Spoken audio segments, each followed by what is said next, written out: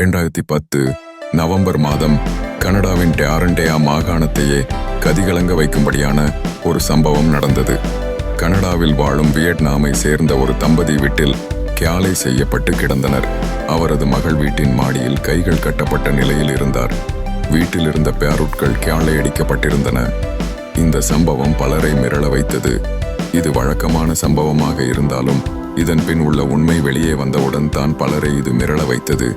Vietnam நாட்டைச் சேர்ந்த தம்பதி பிச் ஹா பென், ஹுய் ஹான் பென்.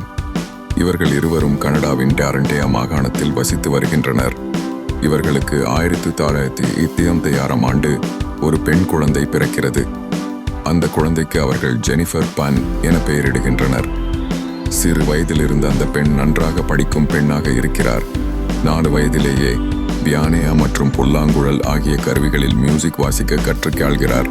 இப்படியாக வளரும் பெயாது ஜெனிபருக்கு 15 வயதாகிறது. அதுவரை பள்ளியின் மிகச்சிறந்த மாணவி என ஒவ்வொரு ஆண்டும் இவர் பட்டம் பெறுவார்.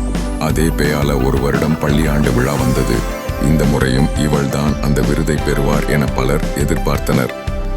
ஏன் ஜெனிபர் மற்றும் அவரது பெற்றையார்கள் கூட அதைத்தான் எதிர்பார்த்தனர். ஆனால் அந்த விருது அதே பள்ளியில் படிக்கும் வேறு ஒரு மாணவனிற்கு சென்று விட்டது. இதனால் ஜெனிபர் மிகவும் மனதளவில் கஷ்டப்பட்டார். அதனால் ஜெனிபர் எதிலும் கவனம் செலுத்த முடியாமல் திணறினார்.